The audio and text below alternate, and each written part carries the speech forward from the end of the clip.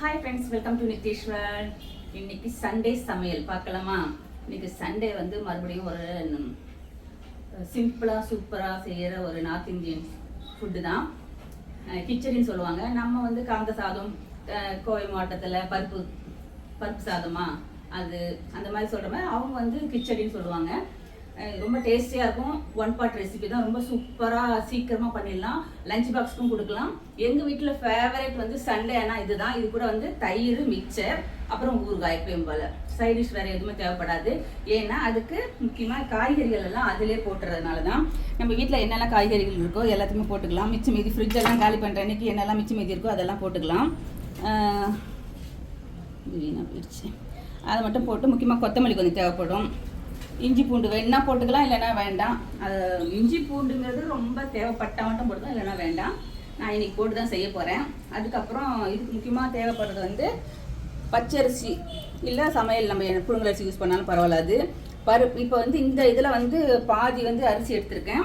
இப்போ கொஞ்சமாக எங்களுக்கு குவான்டிட்டி தேவை, அதனால தான் பாதி அரிசி, மீதி துவரம் பருப்பு, பாசிப்பருப்பு நம்ம பொங்கல் போடுவோம்ல, இங்கே பாருங்கள். பாசிப்பருப்பு, அதோட கூட சிறுபருப்பு, பச்சை பயிறு இருக்குல்ல, அது கொஞ்சம். ஏன்னா ஊற வச்சு போட்டால் சீக்கிரம் வந்துடும், இது ஊறாது. அதனால் ஒரு கை மட்டும் போட்டிருக்கேன். இப்போ இதை நினச்சி வச்சாச்சு. அதுக்குள்ளே நம்ம மற்றபடி இந்த காய்கறிகள் இவ்வளோ தான் இருக்குது ஃப்ரிட்ஜில். எனக்கு இன்னும் இந்த புதுசாக காய்கறிகள் வாங்கணும். இப்போ இன்றைக்கி சந்தை போட்டிருக்காங்க பாருங்கள், வாங்க. இதெல்லாம் நல்லா வாஷ் பண்ணுவோம். இன்றைக்கி பார்த்தீங்கன்னா சந்தையை பாருங்கள். இன்றைக்கி ஃப்ரெஷ்ஷாக காய்கறிகள் வாங்கிட்டு வந்துடலாம். இன்றைக்கி வந்து நிறையா கடைகள் போட்டிருப்பாங்க. எனக்கு இப்போ இங்கேயே கடை போடுறதுனால நான் இங்கேயே வாங்கிடுவேன். அங்கே ஊருக்குள்ளே போகணும்னு அவசியம் கிடையாது. இன்றைக்கெல்லாம் கடையெல்லாம் கொஞ்சம் கம்மியாக தான் இருக்குது. ஈவினிங் ஆச்சுன்னா நிறையா ஃப்ரெஷ்ஷாக அது இங்கேயே கடையெல்லாம் போட்டாங்க பாருங்க. இங்கே ஏற்றப்பெல்லாம் போடுவாங்க, இப்போ இல்லை. சரி, ஓகே, நம்ம இதை ஃபஸ்ட்டு காலி பண்ணிவிட்டு அதுக்கப்புறம் வாங்குறோம். பண்ணி கொண்டு வந்துட்டேன். இதுவும் எங்கள் வீட்டில் விளைஞ்ச வெங்காயம் தான். அதே மாதிரி சுண்டக்காய் எங்கள் வீட்டில் விளைஞ்சது தான். ரொம்ப சந்தோஷமாக இருக்குது. ஏன்னா நம்ம வீட்டில் விளைஞ்ச ஒரு சின்ன ஒரு பொருளாக இருந்தாலும் அதை யூஸ் பண்ணும்போது சமையலுக்கு ஒரு சந்தோஷம் கிடைக்குது. இன்னும் நிறைய வெங்காயம் காய்ச்சிருக்கு. அதுக்கு ஒரு நாள் பார்த்து அறுவடை பண்ணிடணும். அப்புறம் நம்ம நித்தீஷ் ஃபேமிலியை புதுசாக ஒருத்தர் வந்திருக்காரு, முஹைதீன் சொல்லிட்டு ஹாய் சொல்லியிருந்தாரு. ஹாய் சார், எப்படி இருக்கீங்க? உங்கள் எல்லாரோட சப்போர்ட்டுக்கும் நன்றி. இது வந்து பச்சி மிளகா, அதையும் ஒன்று போட்டுக்கலாம். இது ரொம்ப ஹெல்த்தியாக இருக்கும். குழந்தைங்க எதுவும் வேணாம் அப்படின்னு சொல்லி காய்கறியை ஒதுக்கிறதுக்கு முன்னால் நம்ம எல்லாத்தையும் மிக்ஸ் பண்ணி கொஞ்சம் நெய்யை ஊற்றி கொடுத்துட்டிங்கன்னா சாப்பிட்ருவாங்க. பிரியாணி எந்த அளவுக்கு டேஸ்ட் இருக்குமோ அதே மாதிரி தான் இதுவும் இருக்கும். அது பிரியாணியை விரும்புகிற பிள்ளைங்க கண்டிப்பாக இதையும் சாப்பிடுவாங்க. ட்ரை பண்ணி பாருங்கள். ஓகே, இதை வந்து எப்படி கட் பண்ணனா கொஞ்சம் பொடியாகவே கட் பண்ணிக்கலாம். பிரியாணி மாதிரி பெருசாக வேண்டாம், கொஞ்சம். இப்போ நான் சீக்கிரமாக ஒரு சமையல் செய்யணும், பட்டுன்னு ஒரு 10 நிமிஷத்தில் முடிக்கணும் அப்படின்னா ஒரு சின்ன டிப்பு தான். இப்போ நம்ம என்ன பண்ணணும்னா, ஃபஸ்ட்டு அரிசியை எப்பயும் ஊற வைப்போம். அந்த மாதிரி ஊற வச்சுட்டு குக்கரையும் வச்சு சிம்மில் வச்சிடணும். தண்ணி நமக்கு எந்த அளவுக்கு தண்ணி தேவைப்படுதோ அதையும் சுட வச்சு வச்சிட்டிங்கன்னா டக்குன்னு ஒரு 5 நிமிஷத்துலேயே முடிஞ்சிடும். 10 நிமிஷத்தில் முடிகிற காரியம் 5 நிமிஷத்தில் முடிஞ்சிடும். அதை ட்ரை பண்ணி பாருங்கள். இப்போ 1க்கு 3 அடுப்பு இருக்குது, அதனால் கவலை இல்லாமல் சீக்கிரம் செய்யலாம். அந்த காலத்தில் தான் பாவம் அம்மாக்கள்லாம் அடுப்பு பற்ற வச்சு ஊதி புகைச்சி கண்ணு எரிய 10 பேருக்கு சமைச்சாங்க. ஆனால் இப்போ நம்ம 4 பேருக்கு சமைக்கிறதுக்கே நம்ம மேல் மூச்சு கீழ் மூச்சு வாங்குதுன்ட்டு ரொம்ப அழுத்துக்கிறோம். சமையலும் வந்து சந்தோஷமாக செய்ய வேண்டிய ஒரு வேலை. எந்த சலிப்புமே காட்டக்கூடாது. ஏன்னா நம்ம சமைக்கிற சமையலில் தான் ஆரோக்கியம் இருக்குது. அதனால தயவுசெய்து சமைக்கும் போது சலிச்சுக்காதீங்க. இஷ்டம் தான் சமைக்க, இல்லைன்னா வெளியில் வந்துடுங்க. தினமுமே வெளியில் வாங்கி சாப்பிட்டுக்க முடியாது. ஆனால் சமையலுங்கிறது ஒரு கலை. அது நமக்கு தெரிஞ்சது சமைக்கும்போது ஆரோக்கியமாக சமைக்கணும் அப்படின்னு மனசில் வச்சுக்கிட்டு சமைங்க. அது குழந்தைங்களோ பெரியவங்களோ யாருக்கு சாப்பிட்டாலுமே சரி, அது நமக்கு ஹெல்த்தியாக இருக்கணும்னா நிச்சயம் நம்ம வந்து சந்தோஷமான மனநிலையில் தான் சமைக்கணும். அதை மட்டும் மறக்காதீங்க. ஏன்னா இன்னைக்கு எல்லாருமே ஹாஸ்பிட்டலில் போய் நிற்கிறாங்க லைன் கட்டிக்கிட்டு. இன்னைக்கு அந்த ஃபுட்டு இந்த ஃபுட்டுன்னு சொமாட்டோ அது இதுன்னு வாங்கி சாப்பிட்டுட்டு ஹாஸ்பிட்டலில் இருக்கிறவங்க தான் சின்னவங்கலேருந்து பெரியவங்க வரைக்கும் நிறைய பிள்ளைங்களும் சரி பெரியவங்களும் சரி ஹாஸ்பிட்டலில் க்யூவில் நிற்கிறாங்க. நம்ம ஓரளவுக்கு அதுக்கு தான் அந்த காலத்தில் சொல்லுவாங்க, வைத்தியனுக்கு கொடுக்குறத வாணியனுக்கு கொடு அப்படி சொல்லுவாங்க, அடிக்கடி சொல்லுவாங்க. இப்போ சொல்கிறதுக்கும் யாரும் இல்லை, கேட்குறதுக்கும் யாரும் இல்லை. அதனால் முடிஞ்ச அளவுக்கு நம்ம பாரம்பரியமாக எப்படி வழியாக வந்தோமோ அதை ஃபாலோ பண்ணுறதுக்கு நம்ம ஃபஸ்ட்டு பழகணும். அதுக்கப்புறம் நம்ம குழந்தைங்களுக்கு சொல்லி தரணும். வாழ்க்கைங்கிறது இதோட முடிஞ்சிடாதுன்னு எவ்வளவோ அனுபவிக்க வேண்டியது இருக்குது. இன்றைக்கே வாங்கி ஃபாஸ்ட் ஃபுட் மாதிரி வாங்கி சாப்பிட்டுட்டு இன்றைக்கே யாரும் போகிறது கிடையாது. நம்ம ஹாஸ்பிட்டலில் போய் ஒரு நாள் இருக்கும்போது தான் தெரியும் அதனுடைய கஷ்டங்கள். அப்பா நம்ம நல்லபடியாக சமைச்சு சாப்பிட்டு ஆரோக்கியமாக இருந்திருக்கலாமோ அப்படிங்கிற மாதிரி இருக்குது. இன்றைக்கி வாழைப்பூலாம் சாப்பிடாத பொம்பளை பிள்ளைங்க நிறையா இருக்குது. ஆனால் ஒரு கல்யாணத்துக்கு அப்புறம் குழந்தை பிறந்ததுக்கப்புறம் ஒரு ஸ்டேஜ் வரும்போது ஐயோ நான் இன்றைக்கி சாப்பிட்ருக்கலாமோ அப்படிங்கிற மாதிரி ஃபீல் ஆகும். அது மாதிரி நிறைய விஷயங்களை வந்து குழந்தைங்களுக்கு வந்து அதனுடைய பலன்களை சொல்லி சமையலை பண்ணி அவங்கள தயார் பண்ணிக்கணும்.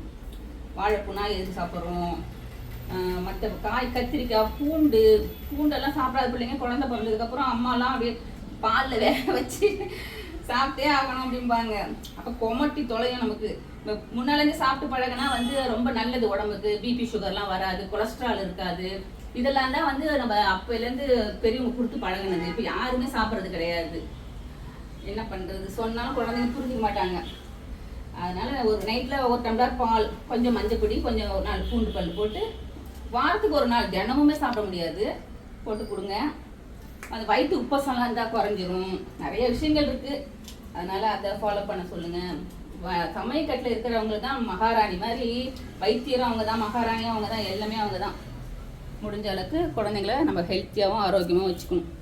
அங்கே போய் நின்றுக்கிட்டு ஹாஸ்பிட்டலில் மருந்து வாங்கி சாப்பிட மாட்டேங்குதுன்னு அதுக்கு 2 திட்டு வாங்கிட்டு ரொம்ப வாழ்க்கை இப்போ எதை நோக்கி போகுதுன்னே தெரியல. சரி, ஓகே, இப்போ ரெடி ஆகிடுச்சு எல்லாம். ஓகே, நமக்கு தேவையானதெல்லாம் ரெடி பண்ணி வச்சிட்டேன். இன்றைக்கி நான் கடுகு எண்ணெய் தான் யூஸ் பண்ணுறேன் பாருங்க. இவ்வளோ எண்ணெய் ஊற்றலாம். இது ஆரம்பத்தில் எனக்கு இந்த ஸ்மெல்லே பிடிக்காது. அப்படி மாதிரி அப்படியே ரொம்ப அப்படியே கடுமையான ஸ்மெல் வரும் இதுலேருந்து. எனக்கு அப்படியே வீடெல்லாம் அப்படியே ஒரு மாதிரி இருக்கும். அதுக்கப்புறம் சாப்பிட்டு பழகிடுச்சு. ஃபஸ்ட் யூஸ் பண்ணுறவங்களுக்கு அந்த ஸ்மெல் பிடிக்காது. இப்போ வந்து ஒரு 2-3 காஞ்ச மிளகா, ஜீரகம், இந்த பட்டை, கிராம்பு, ஏலக்காய் அதெல்லாம் போடுறவங்க போட்டுக்கலாம், இல்லைன்னா வேண்டாம்.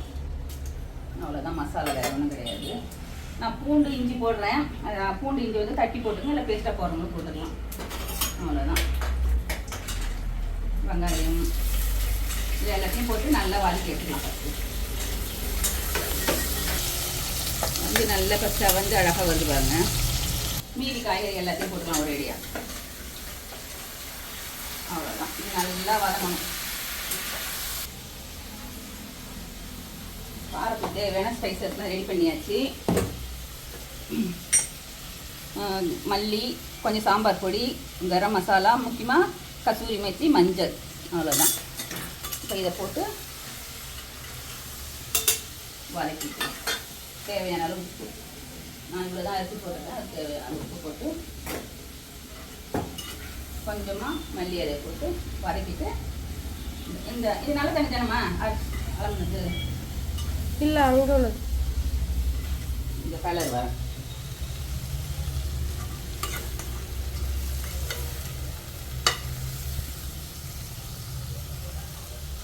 இப்போ நல்லா வாஷ் பண்ணியாச்சு. இதை போட்டுற வேண்டியதான். போட்டு எப்பயும் போல் தண்ணி ஊற்றாமல் கூட ஒரு டம்ளரோ 1.5 டம்ளரோ ஊற்றுனீங்கன்னா அது நல்லா வெந்து கொஞ்சம் குழைவாக தான் இருக்கும். பிரியாணிமே சாப்பிட்றவங்களும் சாப்பிட்லாம். கொஞ்சம் குழைவாக இருந்தால் தான் அந்த கிச்சடி நல்லா இருக்கும். கிச்சடினாலே கொஞ்சம் குழைவாக இருக்கும்.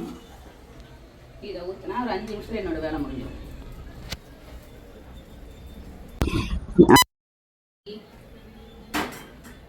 ஏன்னா எப்பயுமே பட்டன் வைக்கணும். இப்போ நிறைய ஊற்றிருக்கேன். இது எப்படி வெந்து வருது பார்க்கலாம். அவ்வளோதான். ஒரு 5 நிமிஷம் கழிச்சு பார்ப்போம்.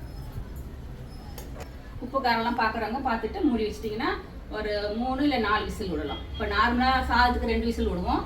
இதுக்கு ஒரு 3-4 விசில் விட்டிங்கன்னா நல்லா குழஞ்சி சூப்பராக வரும். ஓகே, இந்த கிச்சடிக்கு வெறும் தயிர் மிக்சர் சாப்பிட்லான்னு சொன்னால் அவங்க அப்பா வந்து உடனே உருளைக்கிழங்கு, ஆல்வேஸ் அவருக்கு வந்து பெஸ்ட்டாக சொல்கிறது வந்து அந்த உருளைக்கிழங்கு தான். அதனால் கிச்சடிக்கும் உருளைக்கிழங்கு ஃப்ரை பண்ணிட்டேன். முடிஞ்சிடுச்சு. ஓப்பன் பண்ணு. இதுதான் பொறுமையா மூஞ்சி அடிச்சிட போகுது, பயப்படக்கூடாது, சரியா?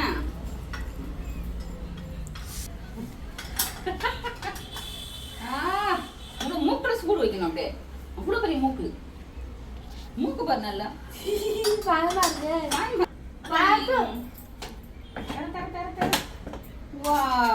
சூப்பராக ரெடி ஆகிடும். இது குக்கர் சின்னதாக இருந்ததுனால தண்ணி இன்னும் பத்தலை. இல்லைன்னா நிறையா தண்ணி ஊற்றி நல்லா இன்னும் கொஞ்சம் இதுவாக கிரேவியாக, அதை எப்படி சொல்கிறது, கலராக இருக்கும். போடு. அடேங்கப்பா, என்னது இது? பத்தலை. என்னது? பத்தலை. பத்தலையா? இந்த அரிசி பருப்பு சாதம் மாதிரி தான், ஆனால் இன்னும் கொஞ்சம் குழவா இருக்கும். நல்லா அப்படி குழச்சி தண்ணியாக இருக்கும். அப்படியே போட்டு சாப்பிட்றது நல்லா இருக்கும். இருவா ம் அப்படி போட்டு இது கொஞ்சம் சாப்பிட்டாலே போதும், நமக்கு சூப்பராக இருக்கும். நெய் முக்கியம் தேவை. நெய் இன்னைக்கு உருளைக்கிழங்கு தான் கொஞ்சம் செஞ்சுருக்கேன். இப்படிலாம் சாப்பிட்டாலாம் வெயிட் போடாது. நல்லா தாராளமாக சாப்பிடுங்க. வெயிட் போடுதுன்ட்டு உடம்பு ஆரோக்கியத்துக்கு எடுத்துக்காதீங்க. அவ்வளோதான்.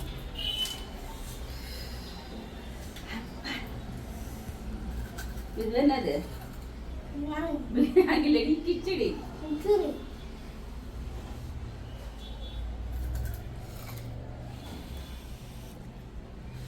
சுடுது. சூப்பராக இருக்கும். ட்ரை பண்ணி பாருங்க.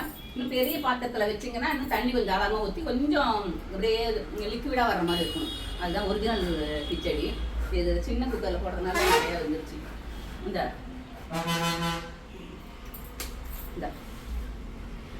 எப்படி இருக்கு? சூப்பரா? உருளைக்கிழங்கு வேணும்.